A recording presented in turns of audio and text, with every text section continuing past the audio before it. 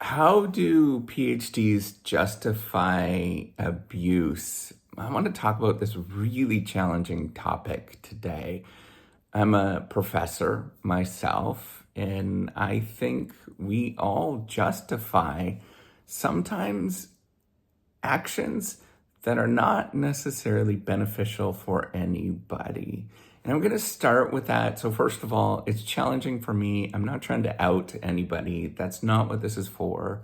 The way that I think about what I'm doing on this channel, I'll tell you some more towards the end. But the way I think about this channel is that you are looking this up at 3 in the morning and you're wondering why this is happening to me.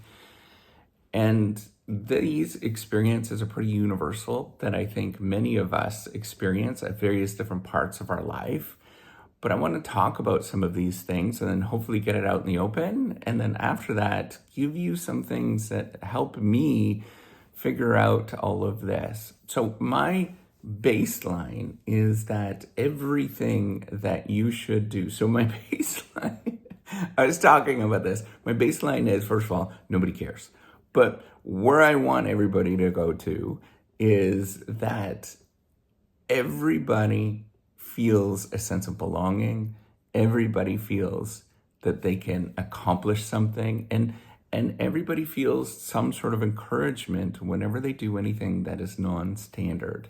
And I hope that is where we move the dial, but we're not there yet. We have all of these things that are not necessarily great. I want to talk about some of these things. I think, the first issue, number one, is that there's so much ambiguity and so much uncertainty that happen in the profession in terms of you don't know. Everybody is trying to figure things out.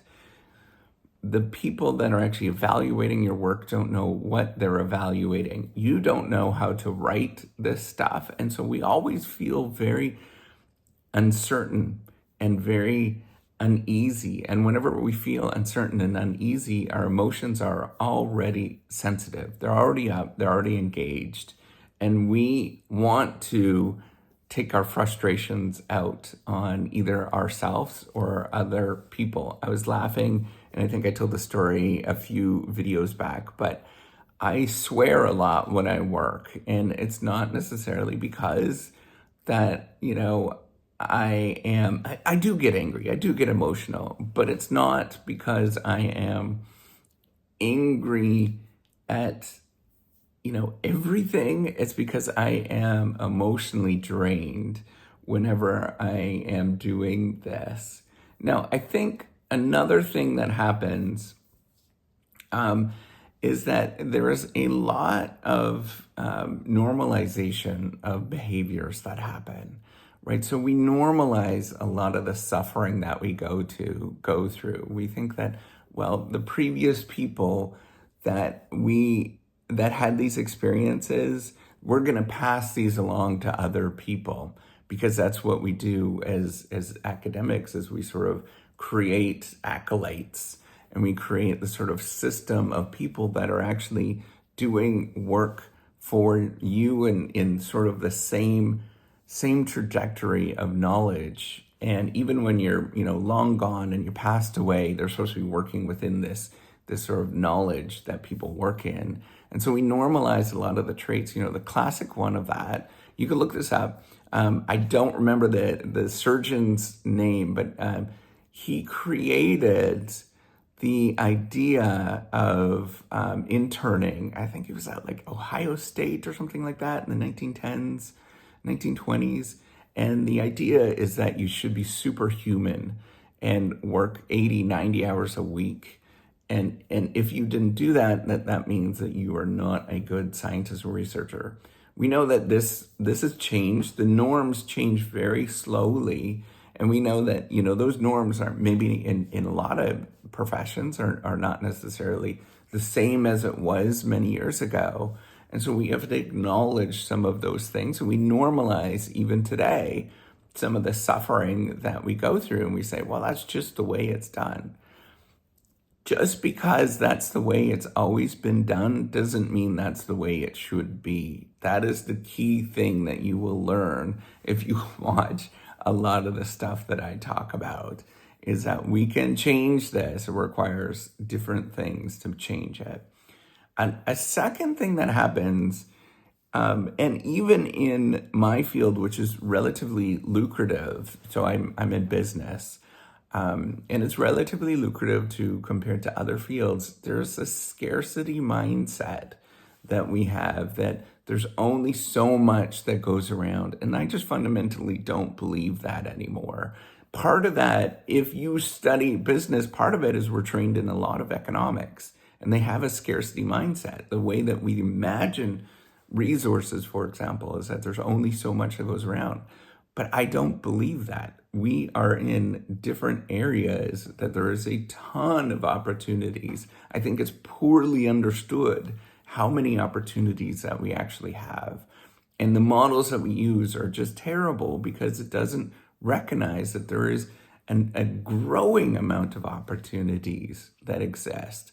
And it's through creativity, it's through imagining the world in a different way, through violating norms, that people actually develop new things and are excited about new things. It's when those PhDs, despite the fact that they're told that they shouldn't be doing this, they go do it anyways. And they create something that is truly, truly wonderful. So I think the scarcity mindset, where we think that we have to hoard resources, this is all we have, man, it hurts us all. It truly does. It creates moments for abuse and moments of challenges that we all need to face. I think, a third thing that all of us know is that there is a tremendous amount of unclear boundaries in terms of what it means to do these things. Again, it goes back to the idea of that there's a tremendous amount of uncertainty and ambiguity, but there's also a lot of boundaries issues where people don't know how much they should behave of a certain extent, what they should say, who has power over who, and whose idea is whose. All of these things is very difficult to understand. It's one of the things, I just saw a really cool paper from the Ivy Business School, and I'm blanking on her name, but she was investigating creativity, and they saw, or who came up with ideas in meetings, and they found out that most people can't identify actually the person that comes up with the new idea. And because of that, people that are very clever, people that are very astute, can often rob other people of other ideas. And this happens, is extraordinarily common.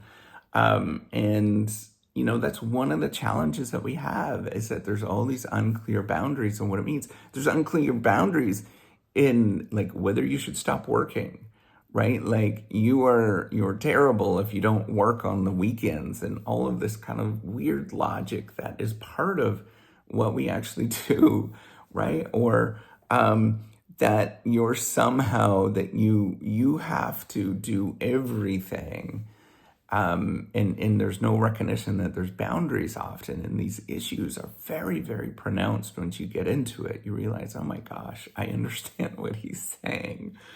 And a fourth thing that just makes this all much more difficult is that there is a tremendous amount of delay between when you actually do something and when you actually get the rewards, right? So, great research at MIT, a long history there of looking at the sort of delayed reward effect, and a couple of other people around the world. I think Francesco Castellano, he might be saying that wrong, but basically the story is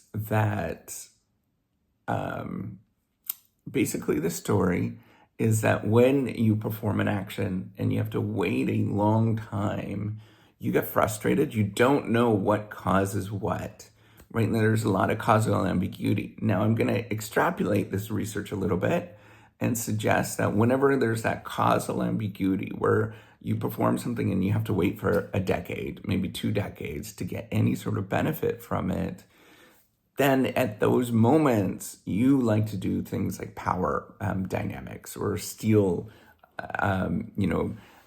steal credibility and things like that that are very, very pronounced when you see that, or people's, actions when you do that. And so you have to wait a long time, and it's very difficult to get out of the sort of politics of it because of this waiting for a long time. And you have to have a sense of, either you really play that game, the political strategizing game, or you have a sense of nobility. And man, it is hard to have that sense of nobility to walk forward. It is powerful and difficult that we have these experiences that we can't just leave, right? So those things are really important. There's all these processes that happen all along the way. And so this is where I want to talk about the Reciprocity Project. That's what I'm trying to build, is this platform to make our work more fun and more enjoyable, but also try to resolve some of these things. And I need your help. If you can log on to the Reciprocity platform, the E is written with a 3, or just type in Reciprocity PhD or something like that to search for it. Go on to it and look and hopefully buy some credits, because I deeply appreciate it. And it helps out with building this thing, because I think it's a collective effort. I really think that we need something like this, because things like motivation, things like dealing with these challenging boundaries, which often lead to abuse, inadvertently, is very real in our profession. And I think having some tools, at least some tools, to deal with it is incredibly important. And so I'm just using tools to make our job a more motivating, more fun, more interesting, and just more helpful. So how might you actually deal with this, right? How might you deal with the challenges that you're going to face?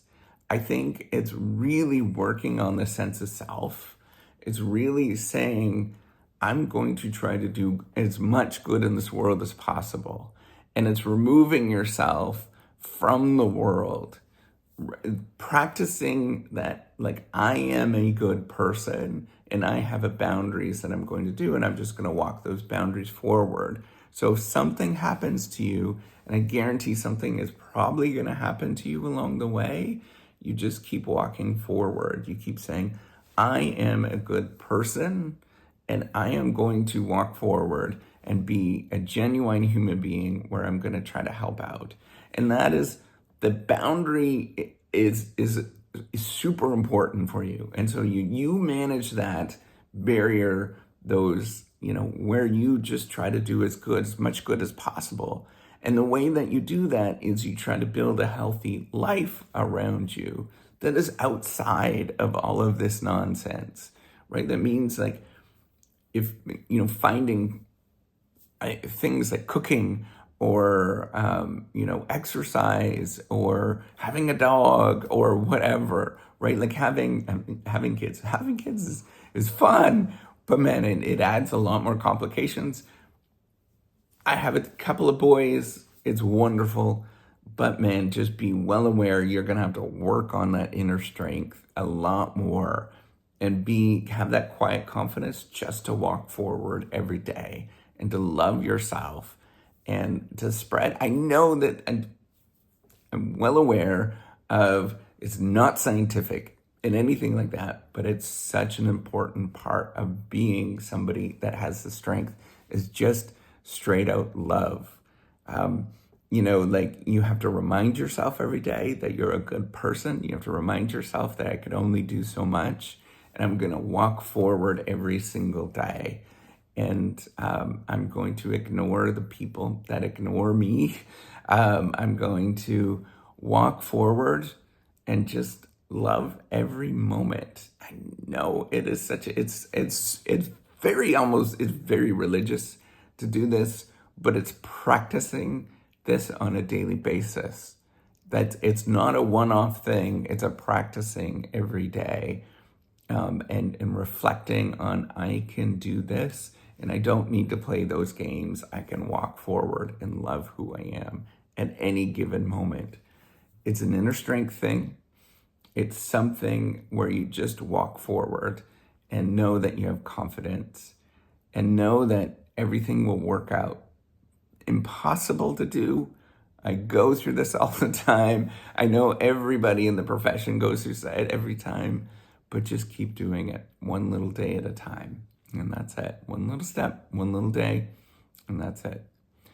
All right. Oh, by the way, I should also mention, if there is any abuse that's happening to you at this moment, go talk to somebody. Really, like, that's the most important thing. Go talk to whoever you find is the most trusted, right? So maybe it's the police, if you have to. Maybe it's your university president. Maybe it is the next person in line. Maybe it is your colleague. Just get some feedback, get some ideas in terms of how to deal with this. Often what you have to do is sometimes what you end up having to do is really just work on yourself. And I'm not saying to justify abuse or anything like that, but really work on that. Cut out the people that may not be as supportive as they should be. Work on building that support system inside, but really try to work on this every day. Do things where you can build your strength up. And I know that hurts at this moment, because if you're watching this, I know you're at a moment where it doesn't feel good, but trust me, try to work on yourself first. That's the most important thing. All right, take care and have a wonderful day. Bye-bye.